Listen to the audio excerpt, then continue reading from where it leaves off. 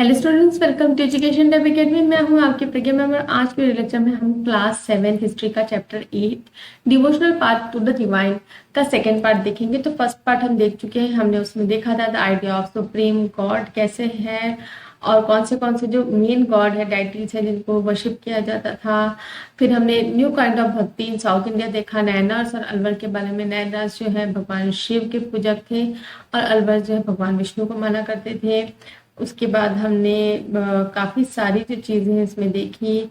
हमने फिलॉसफी और भक्ति का देखा, फिर भसवाना वीर शैविज्म के बारे में देखा था हमने, और हमने सेंट्स ऑफ महाराज के बारे में देखा था, और हमने नाथपंथी सिद्धार्थ और योगेश के बारे में देखा था। तो ये पेंटिंग भी हमने देखी थी जिसमें fire side gathering of aesthetic, जो साधु संत है वो आग जला के जो है गैदरिंग कर रहे हैं। और अब जो है हमको इस्लाम और सूफिज्म के बारे में देखना है।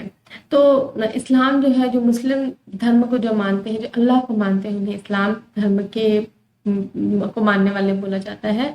और सूफिज्म जो है उनके जो सेंट्स हैं, जैसे कि हिंदुज्म में जो संत वगैरह थे उनको सेंट्स कहा जा रहा है, वैसे ही जो सूफीज जो हैं वो इस्लाम धर्म के सेंट्स हैं। तो the Sant had much in common with the Sufis, so much so that it is believed that they adopted many ideas of each other. तो देखिए, जो हिंदुज्म के जो संत हैं और जो सूफीज हैं उनमें बहुत सारी जो चीजें हैं वो क्या होती थी, कॉमन थी, कॉमन हुआ करती थी। तो उनमें, इन दोनों में जो है चीजें बहुत कॉमन हुआ करती थी, इसलिए जो है ये माना जा रहा था कि ये दोनों जो धर्म के लोग हैं, ये जो धर्म संप्रदाय के लोग हैं, ये आइडियाज अडॉप्ट करते थे ईच अदर से। तो सूफीज वेयर मुस्लिम मिस्टिक्स। तो सूफीज क्या है, मुस्लिम मिस्टिक। जैसे हिंदू वाले जो संत हैं उनको संत कहा जाता है, हिंदुज्म के जो मिस्टिक्स है उनको संत कहा जाता है। वैसे सूफी जो मिस्टिक जो एक पर्सन होता है जो अपना पूरा जिंदगी जो है भगवान के प्रति जो है समर्पित करके रखता है, और वो मतलब उनके पास एक पावर होती है, एक स्पिरिट होती है जिससे वो भगवान से कम्युनिकेट कर सकते हैं। तो मिस्टिक उन इंसानों को बोला जाता है। तो Sufis were Muslim mystics, they rejected आउट पर religiously and emphasise love and devotion to God. तो ये क्या करते थे, ये क्या रिजेक्ट कर रहे हैं, जो बाहरी जो दिखावा है, जो धर्म के प्रति दिखावा है कि हाँ हम बहुत ज्यादा धर्म को मानते हैं, उस चीज को ये रिजेक्ट करते थे। और किस चीज पे जोर देने के लिए बोलते थे, क्या एम्फसाइज करने के लिए बोलते थे, लव और डिवोशन भगवान की तरफ में।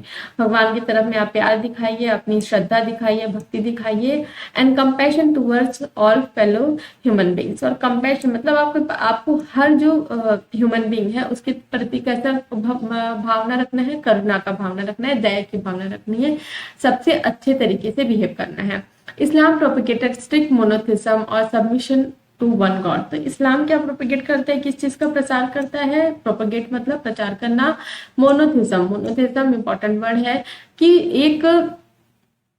हमको क्या है, एक ही भगवान को मानना है, एक ही अपने जो भगवान है उनके प्रति ही श्रद्धा दिखानी है। In the 8th and 9th century, religious scholars developed different aspects of holy law and theology of Islam। तो देखिए 8th और 9th सेंचुरी में जो डिफरेंट रिलीजियस स्कॉलर्स हैं उन्होंने क्या डेवलप किया, डिफरेंट एस्पेक्ट्स, डिफरेंट पहलू है, डिफरेंट जो लॉज हैं, जो हॉली लॉ है, ठीक है। एस्पेक्ट्स मतलब जो एस्पेक्ट का मतलब होता है पहलू, आइडिया, विचार, ठीक है, आइडिया या विचार जो भी है। हॉली लॉ, ठीक है, जो हॉली लॉ है जिसे क्या कहा जा रहा है, शरात। और थियोलॉजी का मतलब होता है रिलीजन, स्टडी ऑफ रिलीजन जो स्टडी ऑफ रिलीजन है उसको हम थियोलॉजी बोलते हैं। जैसे कि स्टडी ऑफ ह्यूमन, जो जीव जंतु के बारे में स्टडी होता है उसको बायोलॉजी बोलते हैं, वैसे ही स्टडी ऑफ जो रिलीजन के बारे में स्टडी होती है उसको क्या बोलते हैं, theology of Islam. While the religion of Islam gradually became more complex, Sufi provided it with additional dimension that favored a more personal devotion to God। तो जैसे जो मतलब रिलीजन जो है इस्लाम जो है बहुत कॉम्प्लेक्स होने लगा, बहुत ही मतलब उसमें बहुत सारी कठिनाइयां, मतलब अगर आपको भगवान का तरफ डिवोशन रखना है तो आपको बहुत सारी चीजों को फॉलो करना पड़ेगा, बहुत रूल्स एंड रेगुलेशन फॉलो करने पड़ेंगे। तो इसलिए क्या होता जा रहा था, रिलीजन जो है, इस्लामिक रिलीजन जो है वो बहुत ही कॉम्प्लेक्स होता जा रहा था, बहुत ही कठिन होता जा रहा था। तो सूफीज ने क्या प्रोवाइड किया, एक एडिशनल डायमेंशन प्रोवाइड किया एक नया तरीका प्रोवाइड किया that favoured more personal devotion to God. तो उसमें क्या है, आपकी अपनी पर्सनल जो श्रद्धा है भगवान के तरफ उसको ज्यादा फेवर कर रहे थे सूफीज जो है। तो Sufis often rejected the elaborate rituals. ठीक है, तो सूफीज क्या रिजेक्ट करते थे, क्या चीज को नकारते थे, जो बड़े बड़े जो संस्कार होते हैं, बहुत मतलब खर्चा करके बहुत पूजा पाठ वाला जो प्रोसेस होता है, उस जो संस्कार होते हैं उनको वो रिजेक्ट करते थे, उनको नहीं मानने के लिए बोलते थे। And codes of behaviour demanded by Muslim religious scholars. और जो पहले के जो मुस्लिम रिलीजियस स्कॉलर्स थे, जो पढ़े लिखे जो मुस्लिम रिलीजन के जो लोग थे, वो जैसा बिहेव करने के लिए बोलते थे, जो कठिन तरीके से जो नियम कानून थे, जो कठिन मतलब जिनको मानना बहुत ही मुश्किल होता था, उनको रिजेक्ट करते थे। They sought union with God they sought union with God much as lover seeks his beloved with a disregard for the world। तो वो भगवान की तरफ भी वैसे ही जैसे एक प्रेमी और प्रेमिका के बीच में एक ऐसा बंधन होता है, ऐसा प्यार होता है कि वो मतलब दुनिया की फिक्र नहीं करते, वैसे ही हमको भगवान की तरफ श्रद्धा दिखानी है कि हमको हमें किसी चीज की चिंता नहीं है, हमको बस अपनी श्रद्धा रखनी है भगवान के प्रति। Like the saint poets. ठीक है, जैसे हमने देखा था हिंदुइज्म में जो सेंट पोएट्स हुआ करते थे, जैसे हम तुकाराम देखा था हमने, और भी बहुत सारे सेंट्स पोयम बसवाना देखा था। तो ये क्या है, पोएम्स लिखते थे, अपना जो डिवोशन भगवान के प्रति डिवोशन दिखाने के लिए वो पोएम्स लिखा करते थे। वैसे ही Sufis too composed poem expressing their feelings and rich literature in course. ठीक है, तो वैसे ही सूफीज जो है वो क्या है, पोएम्स लिखा करते थे, अपनी फीलिंग्स जो है उनको दर्शाने के लिए, उसको एक्सप्रेस करने के लिए। And rich literature in pores, pores का मतलब होता है, प्रोस्ट का मतलब होता है गद्य। ठीक है, लिटरेचर भी लिखते थे जिसमें वो अपनी फीलिंग्स को बताते थे, इंक्लूडिंग। अब ये जो प्रोस है उसमें क्या होता था, एंटीडोट्स एंड फेबल्स। ठीक है, एंटीडोट्स मतलब एक कोई भी छोटी मोटी घटना है उसका विवरण, छोटी मोटी घटना का विवरण को एंटीडोट्स कहा जाता है। और फेबल्स जो होती है, कहानियां होती है जिसमें कुछ ना कुछ मोरल होता है लास्ट में। दंत कथाएं जिसको हिंदी में बोलते हैं, short story that teachers a lesson often. और इसमें क्या होता है, ऑफन होता है इसमें एनिमल्स कैरेक्टर्स में होते हैं, जैसे कि आपने कौवे की कहानी सुनी होगी, जो कंकड़ डालता है घड़े में और पानी पीता है तो मेहनत करने से फल मिलता है, जिसे कहा जाता है डेवलप्ड अराउंड देम। तो among the great Sufi of central Asia, तो यहाँ पे सेंट्रल एशिया की जो ग्रेट सूफी है, जो महान जो सूफी संत हैं, उनके बारे में बताया जा रहा है, बेयर, गजाली, रूमी एंड सादी। ठीक है, like the Nathpanthi siddhas and yogis. जैसे नाथपंथी सिद्धास और योगीज के बारे में हमने अभी मतलब पहले के लेक्चर में देखा था, जस्ट उसके इसके ऊपर ही है।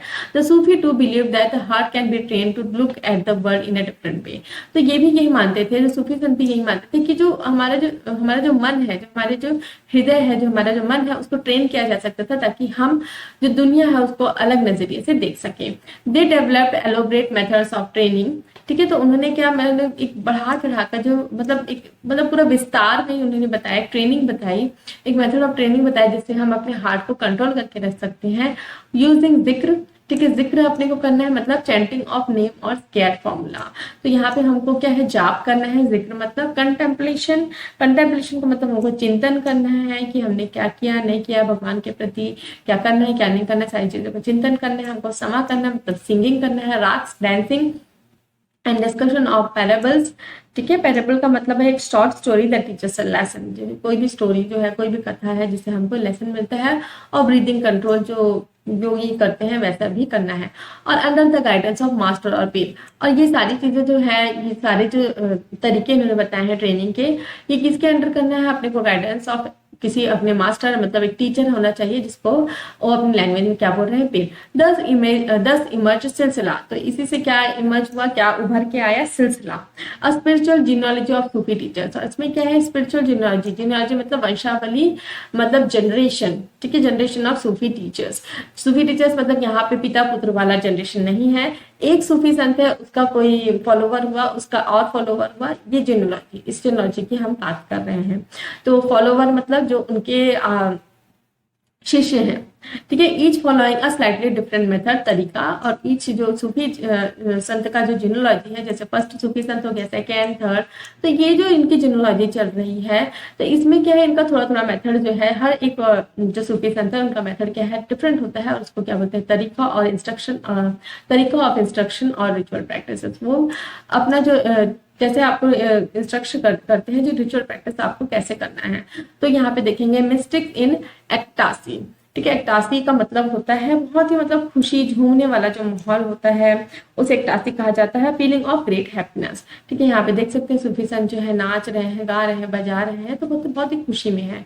तो in Kashmir the Rishi order of Sufism flourished in 15th and 16th century. तो कश्मीर की बात है, जो ऋषि ऑर्डर बता रहे हैं सूफिज्म का वो कब फ्लरिश हुआ, 15th to 16th सेंचुरी में। The order was established by Sheikh Nuruddin वाली।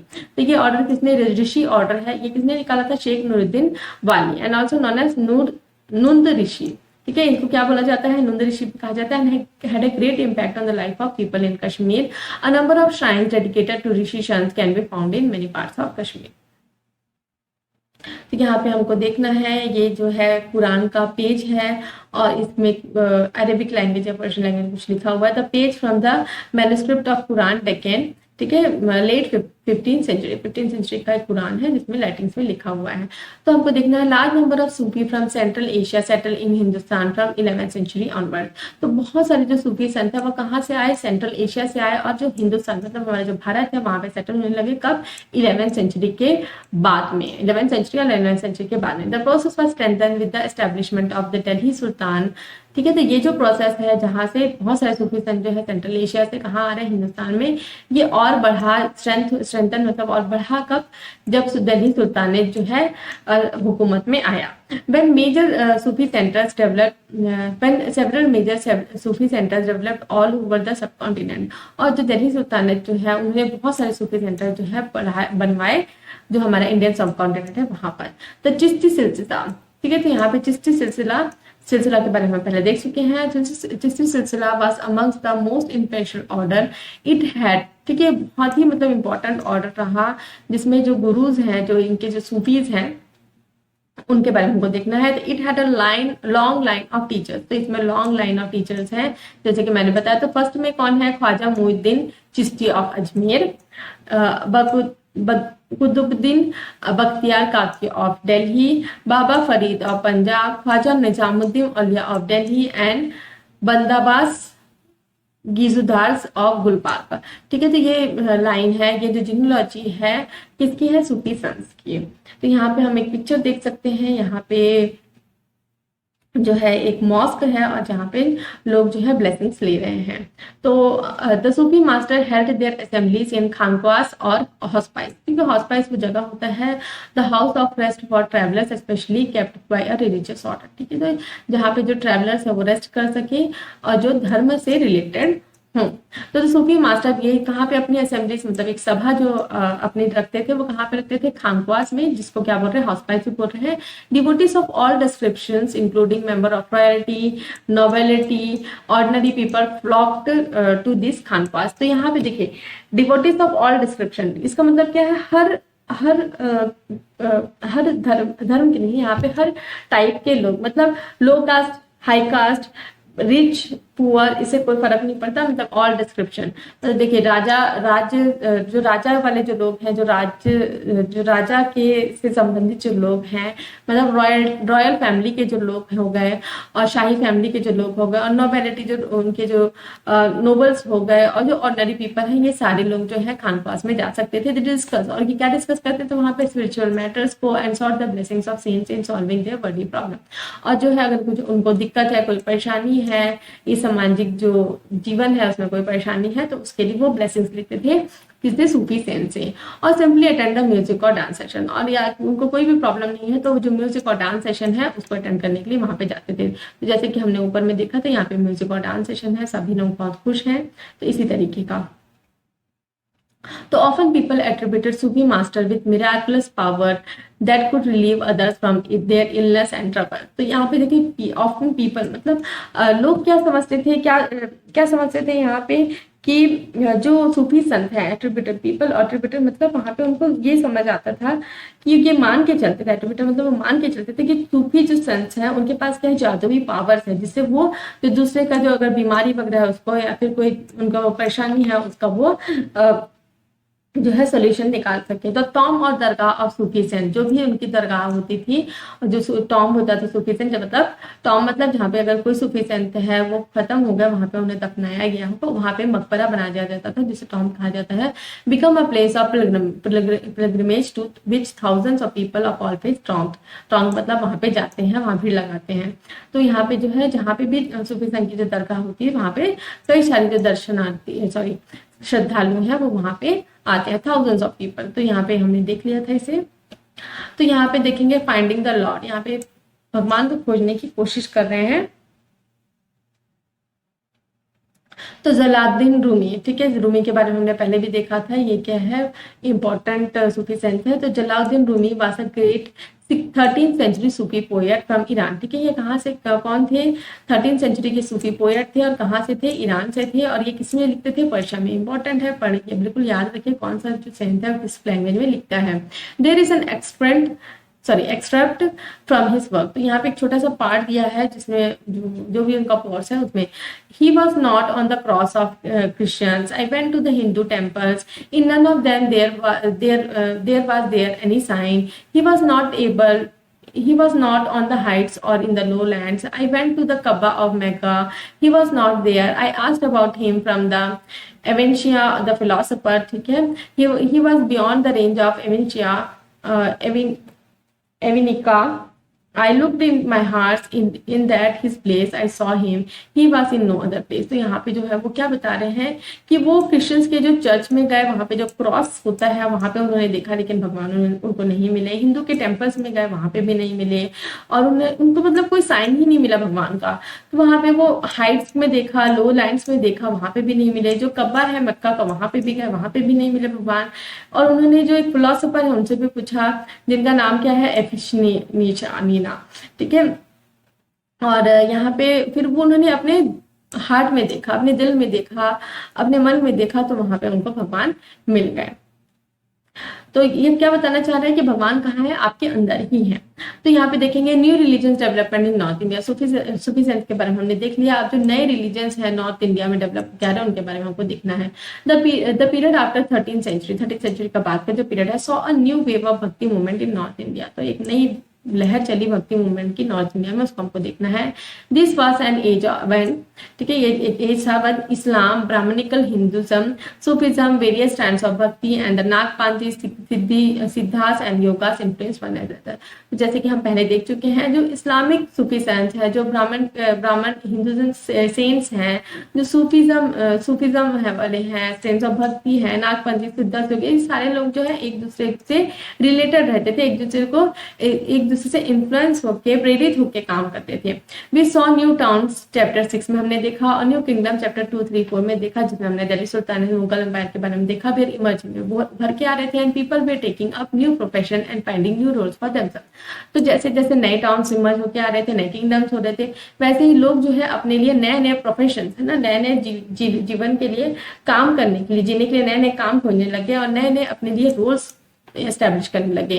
सच पीपल स्पेशली, ठीक है, इनमें कौन कौन लोग थे, क्राफ्ट पर्सन हो गए, पीसेंट्स हो गए, ट्रेडर्स हो गए, लेबरर्स हो गए, from to listen to this new sense and spread their ideas. तो देखिए, जो क्राफ्ट पर्सन हो गए, सारी चीजें जो है मैं बार बार आपको इनका मीनिंग बता चुकी हूँ। तो देखिए, ये भीड़ लगा के रखे रहते थे, थ्रॉन्ग मतलब भीड़ लगा के रखे रहते थे, किनको, ये जो सेंट्स हैं और जो ये आइडियाज बताते थे, ये जो उपदेश देते थे, उनको सुनने के लिए। तो यहाँ पे देखिए, चैतन्य, 16th सेंचुरी भक्ति सेंट फ्रॉम बंगाल, ठीक है। चैतन्य देव कौन है, 16th सेंचुरी के भक्ति सेंट है बंगाल से। Preached selfless devotion to God, बिल्कुल मतलब कोई भी सेल्फलेस मतलब कोई भी मतलब निस्वार्थ तरीके से डिवोशन किसको कर रहे हैं, कृष्णा राधा को। In the picture you can see the group of his follower engage in ecstatic dancing and singing, मतलब मस्ती में झूमते हुए यहाँ पे इनकी फोटोज दिखाई गई है। तो सम ऑफ देम, ठीक है। अब यहाँ पे नए नए जो आइडियाज है रिलीजन के, उसमें some of them like Kabir and Baba Guru Nanak rejected all orthodox religion. तो जैसे पहले के जो पुरान पंथी आ रही थी, ओल्ड ट्रेडिशनल बिलीव्स थे, उनको ये कबीर और गुरु नानक देव ने एकदम रिजेक्ट किया। कबीर ने तो बहुत ज्यादा रिजेक्ट किया है, उन्होंने मतलब एकदम सीधे साफ शब्दों में जो हिंदू के जो संत वगैरह हैं उनको बहुत ही मतलब नेगेटिव वे में बताया है। तो अदर्स लाइक और भी बहुत सारे लोग हैं जैसे Tulsidas and Surdas accepted existing beliefs and practices but wanted to make them accessible to all. और जैसे तुलसीदास और सूरदास है, ये जो एक्सिस्टिंग बिलीफ है, जो ऑर्थोडॉक्स रिलीजन बिलीफ चला आ रहा है, उनको वो एक्सेप्ट किए, लेकिन वो क्या चाहते थे कि ये सभी को अवेलेबल हो। जो भी रिचुअल प्रैक्टिसेस किए जाती हैं जैसे कि सिर्फ ब्राह्मण करते हैं, तो वो सारी जो रिचुअल प्रैक्टिसेस हैं वो सबको अवेलेबल हो। Tulsidas conceived of God in the form of Ram. तो तुलसीदास ने भगवान को किस फॉर्म में अपनाया? राम के फॉर्म में। तो कंसेप्ट का मतलब होता है किसी के बारे में सोचना। तो Tulsidas composition the Ramcharitmanas written in Awadhi, a language used in eastern Uttar Pradesh. तो तुलसीदास ने कंपोज की रामचरितमानस, आप लोगों को पता ही होगा। तो ये इम्पोर्टेंट जो है कंपोजिशन है, किस लैंग्वेज में बनी हुई है? ये अवधी लैंग्वेज में लिखी हुई है, और ये अवधी लैंग्वेज कहाँ का है? उत्तर प्रदेश का। Is an important both as an expression of his devotion and as a literary work. तो यहाँ पे जो है उनका जो डिवोशन है भगवान राम के प्रति, उसके लिए भी इम्पोर्टेंट है, और एक बहुत ही इम्पोर्टेंट लिटरेरी वर्क है। तो बहुत ही इम्पोर्टेंट बुक है जिसे हम पढ़ते हैं। आप क्लास 6 में देखा, आपने पढ़ा भी होगा पूरा, जो राम भगवान के बारे में हमने देखा है क्लास 6 में, हिंदी के जो सप्लीमेंट्री उसमें है।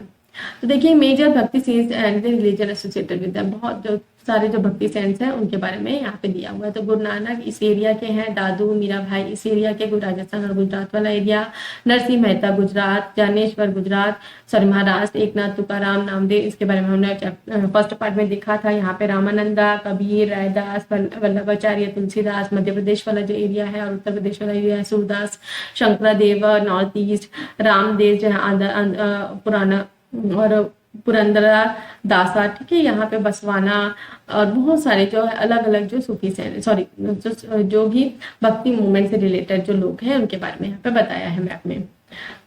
तो यहाँ पे हम देखेंगे Surdas was an ardent devotee of Krishna. तो सूरदास भी जो है वो बहुत ही मतलब अर्डेंट का मतलब होता है बहुत ही प्रबल प्रेम से, मतलब बहुत ही प्रबल तरीके से भगवान की श्रद्धा करना।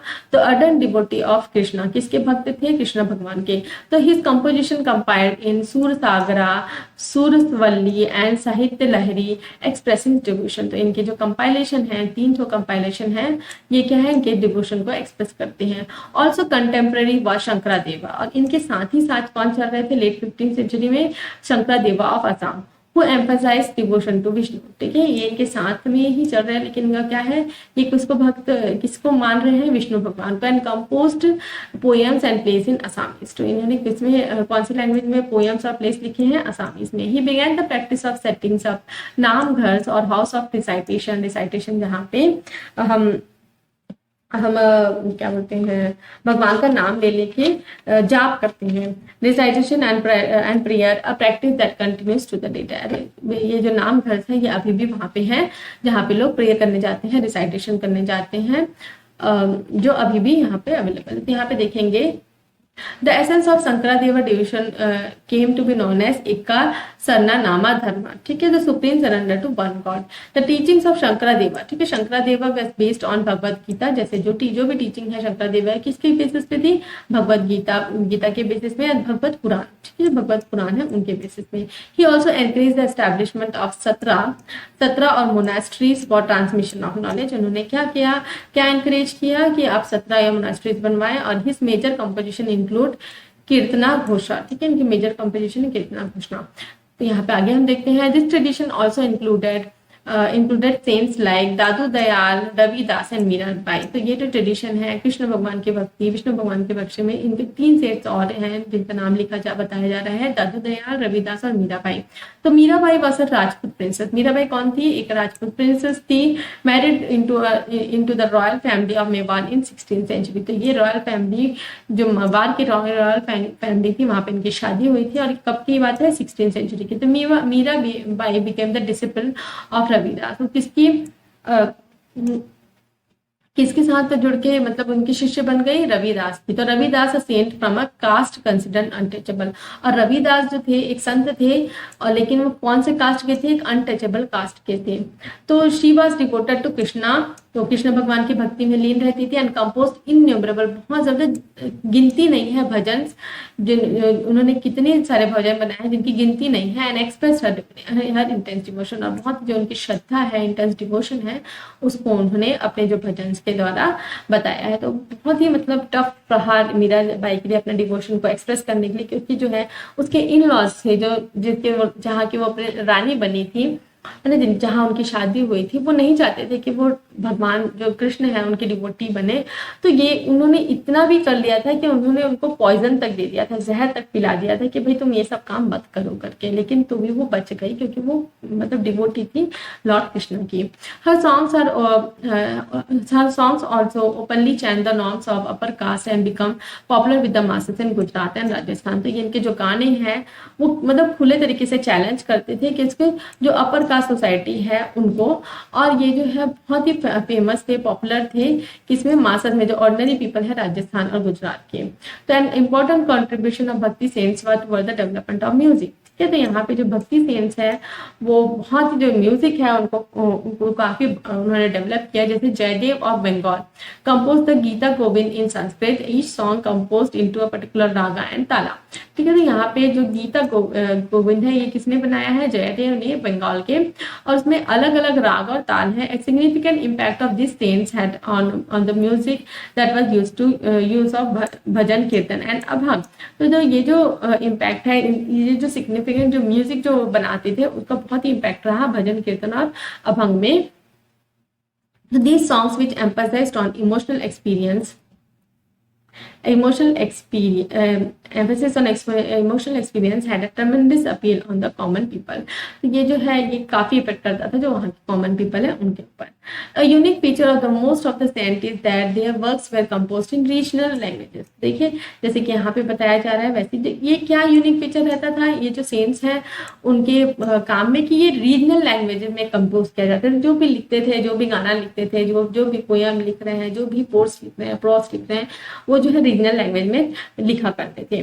एंड कुड बी संग, और वो उसमें गाया भी जा सकता था। तो they become immensely popular and were handed over from generation to generation. तो इसलिए वो क्या है, इमेंसली तो बहुत ज्यादा पॉपुलर हो गए, और हैंडेड ओवर मतलब एक जनरेशन को पता है तो वो अपने आगे आने वाले जनरेशन को उसको मतलब ओरली मतलब मुंह से सिखाया करते थे। तो ये पास ऑन होता था generation to generation. Usually the poorest more deprived communities and women transmitted this song. तो देखिए तो ये कहाँ पे फेमस हुआ करता था, जो पुअरेस्ट है, मोस्ट डिप्राइव्ड कम्युनिटी मतलब जो नीचे जात की जो कम्युनिटी है और जो वुमेन है वो इन्हें ट्रांसमिट करती थी ये सॉन्ग को, क्योंकि इन्हें ही पता होता था इन सॉन्ग्स के बारे में। And often added their own experience, और इसमें कुछ अपना भी तोड़ मरोड़ के वो अपने एक्सपीरियंस को भी ऐड कर देते थे। Thus the songs as we have them today are much a creation of the saints as the generation of the people who sang them। तो ये जो आज जो हमें जो इनके जो भजन वगैरह जो गाने वगैरह पता है उसमें जो बहुत सारा जो तोड़ मरोड़ के इन्होंने डाला है वो भी चीजें हैं। तो ओरिजिनल जो है, क्योंकि वो उस समय रिटर्न फॉर्म में नहीं था तो ओरिजिनल किसी को नहीं पता। जैसे जैसे जनरेशन को पास ऑन होता गया उसमें मॉडिफिकेशन होते गए, वैसे आज हमको पता है। तो they have become a part of our living popular culture। तो यहाँ अभी हमारे जो कल्चर है उसका ये पार्ट है। तो यहाँ पे बियॉन्ड द रानास पैलेस, यहाँ पे मीराबाई है, उन्होंने कंपोज किया है। This is a song composed bye Mirabai. तो Rana ji, I have left your norms of shame and false decorum of the princely life। I have left your town and yet Rana, why you kept up enmity against me। enmity मतलब मेरे प्रति Dushmantha. Rana, you gave me a cup of poison, I drank it laughing। Rana, I will not be destroyed by you, and yet Rana, have you kept up enmity against me। तो यहाँ पे question कर रही है जो अपने जो पति है राणा जी को, कि मतलब मैंने सारा जो शर्म हया जो है, जो तुम्हारा जो मतलब डेकोरम मतलब जो दिखावा जो लाइफ है, जो राजा रानी वाला जो लाइफ है, जो फॉल्स डेकोरम वाला मतलब एकदम जो झूठा शान और शौकत वाला, ठीक है। तो अब जो है उन्होंने क्या है, अब उनका जो सिटी है, जो टाउन है, उसको भी छोड़ दिया है। तो उसके बाद भी जो है तुम मेरे से दुश्मनी क्यों रख रही हो, क्वेश्चन कर रही है। और और ये भी बोल रही कि तुमने मुझे मतलब जहर पिला दिया, मैंने उसे हंसते हंसते पी लिया। और वो बोलती है कि मैं तुमसे मतलब खत्म होने वाली नहीं है, तो भी तुमने मुझे एनिमिटी मतलब अपनी दुश्मन क्यों बना के रखा है। फिर हमें हमें क्लोजर लुक में कबीर के बारे में देखना है। Kabir who probably lived in 15th and 16th century. ठीक है, तो कबीर जो है उसके बारे में हमको ज्यादा कुछ नहीं पता है, क्योंकि बहुत ही छोटे लेवल मतलब छोटे लेवल नहीं, मतलब एक एकदम कॉमन फैमिली से बिलोंग करते थे। तो ये इन्होंने काफी सारे जो है पोयम्स दोहे वगैरह लिखे हैं, लेकिन इनके जीवनी के बारे में हमको बहुत सारा मतलब बहुत सारे तर्क वितर्क वाला इसमें बात होती है कि कौन से फैमिली के थे, कैसे थे, ये चीजें एकदम क्लियर नहीं है। तो कबीर हूँ प्रोबेबली, इसलिए यहाँ पे बोल रहा है शायद कर, है ना, probably lived in 15th to 16th century, बस one of the most influential. तो करेक्ट डेट भी नहीं पता है कि इनका जन्म कब हुआ है, was one of the most influential saints. ठीक है, तो बहुत ही मतलब लोगों को प्रेरणा देने वाले संत थे। He was bought up in a family of Muslim. तो ये जो है कौन से मुस्लिम जुलास और वी वर सेटल्ड इन और near the city of Banaras, और जैसे अभी बनारस से कहा जाता है। तो ये कैसी फैमिली में पल बढ़ के बड़े हुए थे, मतलब इन्हें अडॉप्ट किया था मुस्लिम जो कपल है, ठीक है, उन्होंने यहाँ पे उनको अडॉप्ट किया था। और ये किस कम्युनिटी को बिलोंग करते थे, वीवर्स। ठीक है, जो मुस्लिम जो वीवर्स का काम करते थे। और ये कहाँ पे, जो सिटी ऑफ बनारस के पास की बात है। We have little reliable information about life. तो देखिए रिलायबल मतलब सही इंफॉर्मेशन इनके लाइफ के बारे में हमारे पास अच्छे से नॉलेज नहीं है। We get to know of his ideas from the vast collection of verses called sakhis and pads said to be having composed by him and sung by wandering bhajan singer. तो इनके बारे में थोड़ा बहुत हमको आइडिया इससे मिलता है, जो उन्होंने सकीस और पार्ट्स जो है उन्होंने कंपोज किए थे, उनसे हमको इनके बारे में थोड़ा बहुत पता चलता है। और ये किनके द्वारा गाए जाते हैं, जो घूमने वाले जो भजन सिंगर है ना, उनके द्वारा। तो some of this were later collected and preserved in Guru Granth Sahib, पंचवनी और बिजाक। ठीक है, तो इनको लेटर जो है कलेक्ट किया गया, जो जिनको इनके बारे में नॉलेज थी उनको लिखा गया और प्रिजर्व करके किसमें रखा गया है, गुरु ग्रंथ साहिब में, पंचवनी में और बिजाक में। इंपॉर्टेंट है बिजाक, काफी सारे एग्जाम में पूछा गया है। तो in the search of true Lord, यहाँ पे भगवान, सच्चे भगवान की तलाश में इन्होंने एक वर्स लिखा है। ओ Allah Ram, present in all living beings, have mercy on your servants, O Lord. Why bump your head on the ground? Why bathe your body in water? You kill and call yourself humble, but your vices you conceal. ठीक है, तो अपनी जो गलतियां हैं उनको तुम छुपाते हो। जो यहाँ पे अल्लाह और राम मतलब दोनों भगवान को, जो अल्लाह वाले जो मुस्लिम के भगवान है और जो राम है, उनको बोलते हैं क्या तुम सारे जो लिविंग बींग्स उसमें रहते हो, तो अपने जो सर्वेंट्स है, अपने जो डिवोटीज है, उनके पर आप क्या बताओ, अपनी मर्सी बरसाओ, अपनी दया बरसाओ। ठीक है, तो मतलब ये बोल रहे हैं कि क्यों हम सिर झुकाते हैं, मतलब अब जैसे हम मंदिर में जाते हैं तो हम सिर झुकाते हैं, नमाज पढ़ते हैं तो हम सिर झुकाते हैं ग्राउंड में। तो क्यों हम जो हॉली वाटर में नहाने का कोशिश करते हैं, जब भैया तुम अपने आप को हम्बल बोल रहे हो, मतलब तुम दूसरे लोगों को मार रहे हो, वो कर रहे हो, बलि दे रहे हो, उसके बाद तुम अपने आप को हम्बल बोल रहे हो, अपनी गलतियों को छुपा रहे हो। 24 times the Brahman keeps the Ekadashi fast while the Qazi observe Ramzan, tell me why he set aside the 11 month। तो यहाँ पे देखिए, मतलब अब 24 टाइम्स होता है साल में, एक महीने में 2 एकादशी होती है, तो साल में 24 एकादशी हुई। जो ब्राह्मण जो है एकादशी का फास्ट रखते हैं और जो काजी हैं वो रमजान करवाते हैं। तो भाई ये क्यों करवाना है, मतलब जो 11 महीने जो उस समय भगवान कहाँ रहते हैं। तो seek spiritual fruit in the 12th, Hari dwells in the east, देश है, and Allah reside in the west. तो यहाँ पे देखिए ये बता रहे हैं कि भगवान जो है, हरि जो है वो ईस्ट साइड में रहते हैं, अल्लाह जो है वेस्ट साइड में रहते हैं। लेकिन जो है हम इधर उधर ढूंढ रहे हैं, लेकिन वो कहाँ है, वो आपके जो हार्ट में है। तो ही ड्वेल्स राम रहीम। तो ये राम और रहीम के बारे में बताते हैं। तो Kabir working on a loom, तो यहाँ पे कपड़े बनाने का काम कर रहे हैं, जैसे कि बताया जा रहा है कबीर वीवर थे, तो कपड़े बनाने का काम यहाँ पे हो रहा है। तो Kabir teachings were based on a complete इंडियंट vehement rejection of many religion tradition. तो कबीर के जो उपदेश थे, जो उनकी जो टीचिंग्स थी, वो किस पे बेस्ड थे, कंप्लीट है ना, लेकिन कंप्लीट मतलब लेकिन क्या है, वेहमेंट मतलब एक स्ट्रॉन्ग नेगेटिव फीलिंग्स बताने का कोशिश करते थे कि जो बहुत सारे जो रिलीजन है उनके बारे में नेगेटिव नेगेटिव चीजें जो बताने की कोशिश करते थे अपनी टीचिंग्स के द्वारा। His teachings openly ridiculed all forms of external worship of both Brahmanical Hinduism and Islam and the preeminence of the priestly classes and the caste system। तो देखिए अपने जो टीचिंग्स है उन्होंने खुले तौर पे क्या है मजाक बनाया है, रिडिकुल मतलब मजाक बनाया है जो भी एक्सटर्नल वर्शिप होती है, बाहर तरीके से हम जो वर्शिप करते हैं, जो भी संस्कार वगैरह करते हैं, जो रिचुअल्स परफॉर्म करते हैं, जो ब्राह्मण्स करते हैं हिंदुज्म के और इस्लाम करते हैं, और जो ये प्रिस्टली क्लासेस होती है ना, जो बड़े बड़े क्लासेस होते हैं मतलब रॉयल फैमिली के जो क्लासेस होते हैं और जो कास्ट सिस्टम है उनका पूरा मजाक बनाया इन्होंने। The language of his poetry was form of spoken Hindi widely understood by people. तो ये जो कौन सी लैंग्वेज में अपनी पोएट्री बनाते थे, जो कॉमन जो लोग बोलते बोलचाल की जो भाषा थी हिंदी, उसमें लिखा करते थे। He also sometimes use cryptic language which is difficult to follow, और कुछ समय क्रिप्टिक लैंग्वेज यूज करते थे, हिडन मीनिंग वाला लैंग्वेज पर यूज किया है उन्होंने, जिसको मतलब समझना थोड़ा सा मुश्किल है। तो Kabir believed in the formless supreme God, formless supreme God मतलब एक निराकार, मतलब निराकार supreme God, and please that the only path to salvation was through bhakti और डिवोशन। इन्होंने भी यही बताया है कि जैसे अगर आपको मोक्ष चाहिए, मुक्ति चाहिए, तो आपको भगवान के प्रति भक्ति दिखानी पड़ेगी। तो Kabir Drew his followers from among both Hindu और मुस्लिम, जो बोथ हिंदू और मुस्लिम कम्युनिटी के जो लोग हैं वो कबीर के फॉलोअर्स होते हैं। तो यहाँ पे आपको बहुत ही मतलब आपने कभी ना कभी तो सुना होगा ये वाला जो दोहा है, काल करे सो आज कर, आज करे सो अब, पल में परले होगी बहुरी करेगा कब। तो ये भी कबीर की टीचिंग्स का ही मतलब दोहा है, कबीर का जो दोहा है कहीं ना कहीं आपने सुना होगा, लेकिन ये कबीर का दोहा है, ठीक है। तो आप समझ सकते हैं कि कितना मतलब फेमस दोहा है, हमेशा मतलब कहीं ना कहीं ये आपको सुनने में मिल जाता है। तो गुरु नानक क्लोजर लुक में हमको नेक्स्ट देखना है बाबा गुरु नानक के बारे में। तो यहाँ पे देखेंगे Guru Nanak as a young man in discussion with holy man, जो संत वगैरह हैं उनके साथ में डिस्कशन कर रहे हैं Guru Nanak Dev ji.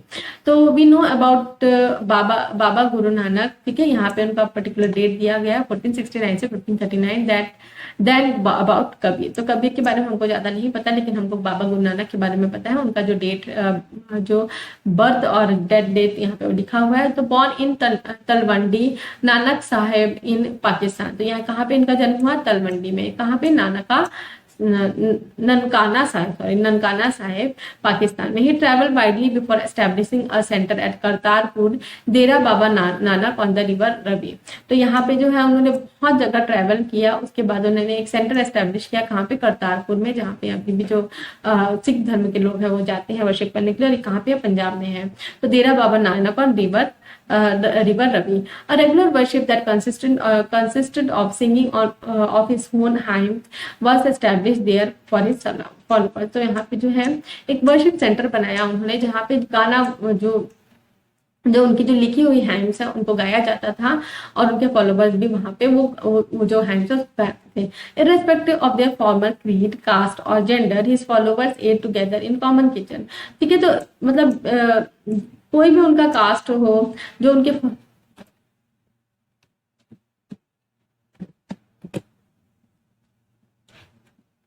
irrespective of the former creed, caste और gender, his follower ate together in common kitchen।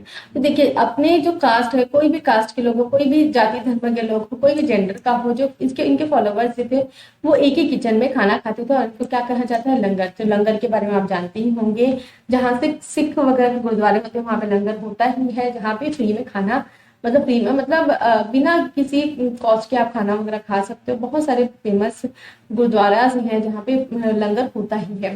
The square space thus created by Guru Nanak was known as dharmshala, it is now known as gurdwara. ठीक है। तो यहाँ पे पहले जो स्क्वायर प्लेस है जहाँ पे लोग प्रेयर्स वगैरह कर रहे हैं, जो इनकी सिंगिंग हाइम्स सिंग कर रहे हैं और एक ही किचन में खाना वगैरह खा रहे हैं, तो ये जो इस स्पेस को पहले क्या कहा जाता था, धर्मशाला कहा जाता था, और इसे अभी क्या कहा जाता है, गुरुद्वारा।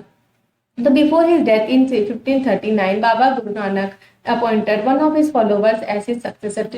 तो अपनी मृत्यु से पहले जो है, जो गुरु नानक जो है, बाबा गुरु नानक जो है अपने एक फॉलोवर जो है उनको अपॉइंट किया ऐसा अपना सक्सेसर। ठीक है। तो हिज नेम वाज लेहना ठीक है। उनका क्या नाम था? लेना, and he came to be known as Guru Angad. तो इनको बाद में क्या कहा जाने लगा? Guru Angad, signifying that he was a part of Guru Nanak himself. और ये क्या दर्शा रहे थे कि वो गुरु नानक जो है, बाबा गुरु नानक है, उनका ही एक पार्ट है। तो Guru Angad compiled the composition of Baba Guru Nanak, to which he added his own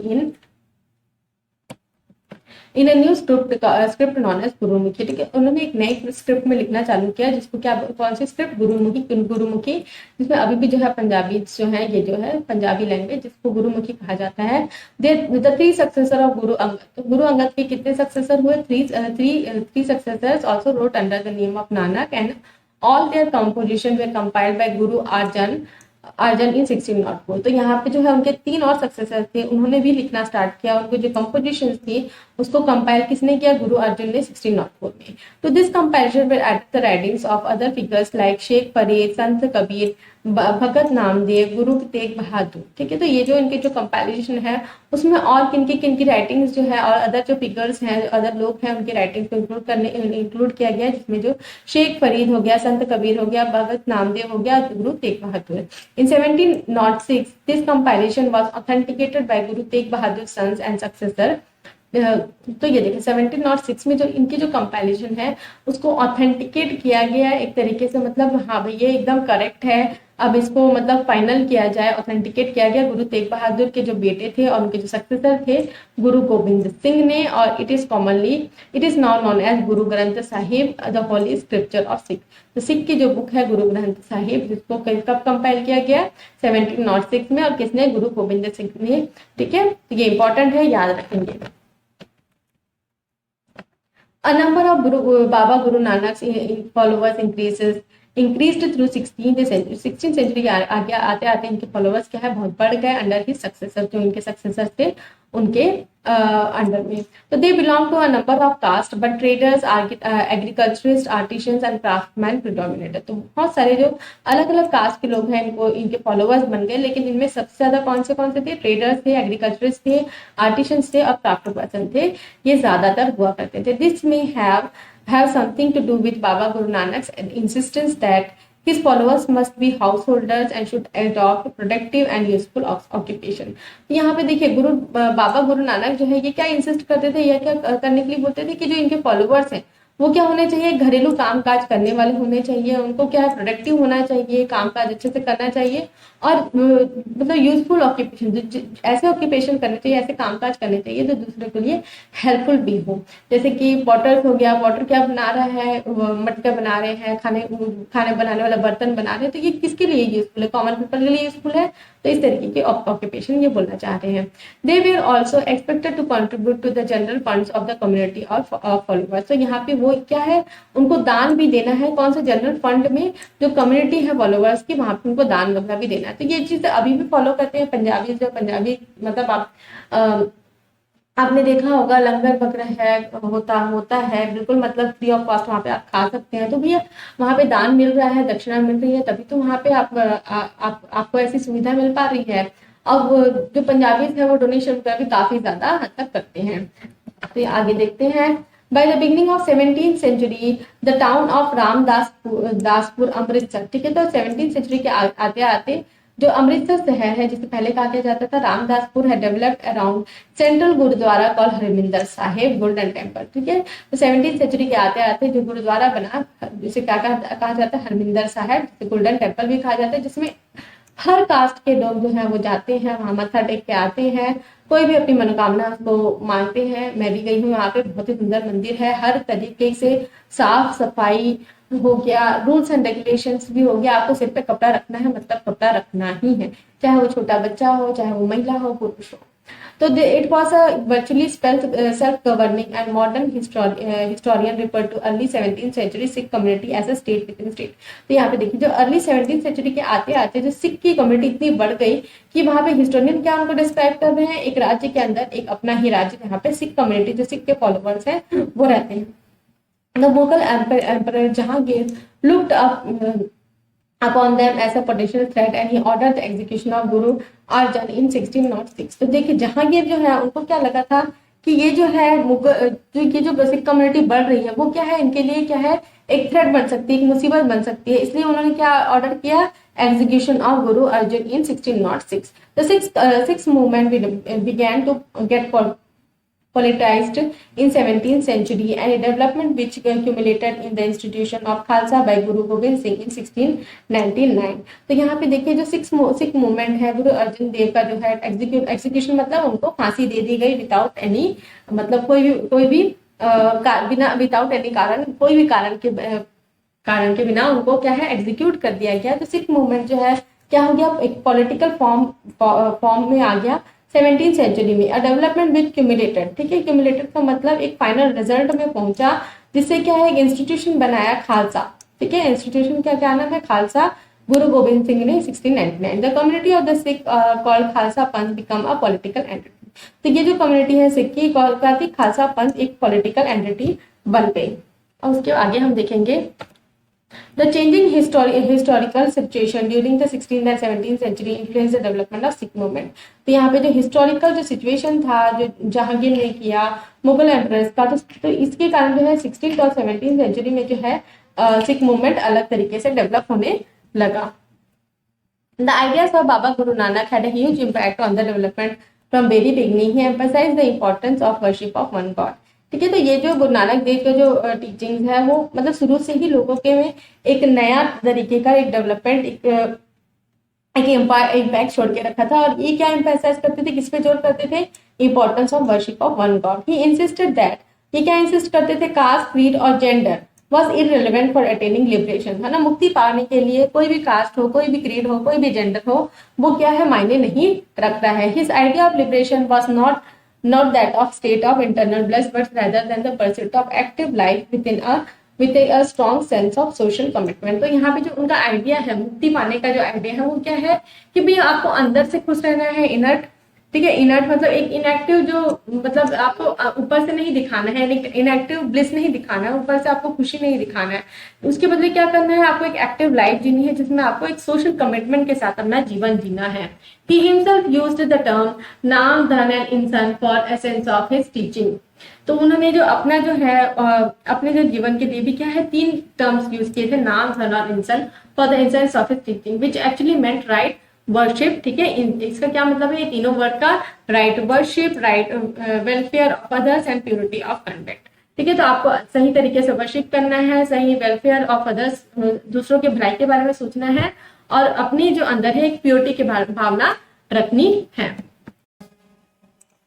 His teachings are now remembered as नाम जपना, कीर्त करना एंड बंद चखना। ठीक है, यहाँ पे जो इसके टीचिंग्स हैं, इनके जो टीचिंग्स हैं उनको किस फॉर्म में रिमेम्बर करा जाता है, एक नाम जपना, कीर्त करना और बंद करना, which also underline the importance of right belief, worship, honest living and helping others. तो ठीक है, नाम जपना, ठीक है, तो आपको क्या है जाप करना है, कीर्त करना है, कीर्तन वगैरह करना है, और बंद चखना मतलब अच्छे कर्म करना है, अच्छे कर्म करना है ताकि मतलब आप अच्छा जीवन जी सके। ठीक है, honest living and helping others. Thus Baba Guru Nanak's idea of equality has social and political implication।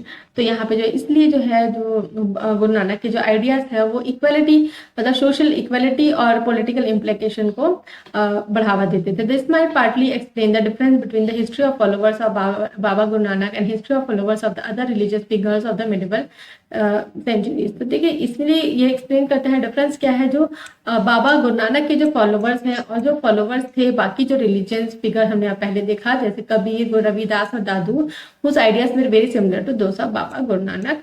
ठीक है, तो यहाँ पे ये चैप्टर कंप्लीट होता है। तो हमको थोड़ा सा देखना है मार्टिन लूथर और इनके रिफॉर्मेशन के बारे में। तो 16th century was a time of religious ferment in Europe as well.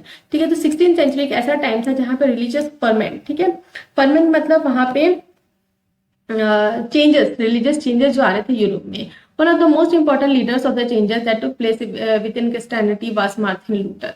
तो यहाँ पे बहुत सबसे इम्पोर्टेंट मोस्ट इम्पोर्टेंट लीडर कौन है जो ये चेंजेस हो रहे थे क्रिश्चियनिटी में, कौन है, मार्टिन लूथर जिनका 1483 से 1546 तक इनका बर्थ से डेथ का टाइम है।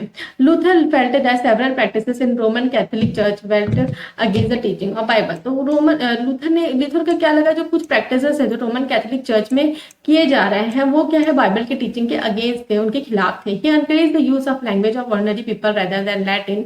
ठीक है, उन्होंने कौन सी लैंग्वेज को यूज करने के लिए कहा, लोकल लैंग्वेज जो है rather than Latin language, and translated Bible into German. उन्होंने बाइबल जो है उसको जर्मन लैंग्वेज में ट्रांसलेट किया। Luther was strongly opposed of the practice of intelligences और making donation to the church so as to give forgiveness from sin. तो intelligences मतलब क्या है, उस समय जो क्रिश्चियंस है अगर उन्होंने कोई गलती कर ली है, अगर कोई गलती हो गई है उनसे, तो उनको क्या करना पड़ता था, डोनेशन देना पड़ता था चर्च में, तो ये जो डोनेशन है इसके ये खिलाफ थे। उनको ये लगता था कि ये जो डोनेशन है ये गलत है। ओके, तो इसलिए मतलब वो इन चीजों के खिलाफ थे, इनके खिलाफ उन्होंने काफी सारे आंदोलन भी किए। तो his writings were widely disseminated with the growing use of printing press. तो जो है जो उनकी जो राइटिंग्स है वो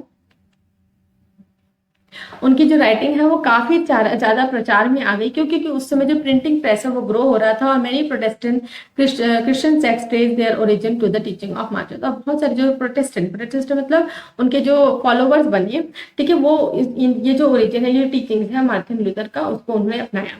तो यहाँ पे टाइटल दिया हुआ, title of the German page translated bye Martin Luther. ये बाइबल का जो फ्रंट पेज है मार्टिन लूथर ने जिसको उन्होंने जर्मन में ट्रांसलेट किया, उसके बारे में यहाँ पे दिया हुआ है। तो मार्टिन लूथर जो है कि वर्ल्ड हिस्ट्री से रिलेटेड है, और वर्ल्ड हिस्ट्री जो है हम क्लास 9 में पढ़ेंगे, पूरा डिटेल में इसको पढ़ना है हमको, तो 2 साल बाद। तो आज के वीडियो लेक्चर में इतना ही। वीडियो लेक्चर पसंद आया तो वीडियो को लाइक शेयर करें, कमेंट करके बताएं कि आपको वीडियो कैसा लगा, और अगर कोई डाउट है तो भी आप कमेंट में पूछ सकते हैं। अगर वीडियोस पसंद आते हैं तो चैनल को सब्सक्राइब कर लीजिए, बेल नोटिफिकेशन को भी ऑन कर लीजिए, ताकि जब भी मैं नए वीडियोस डालूं तो आपको नोटिफिकेशन मिल सके। Thanks for watching my video.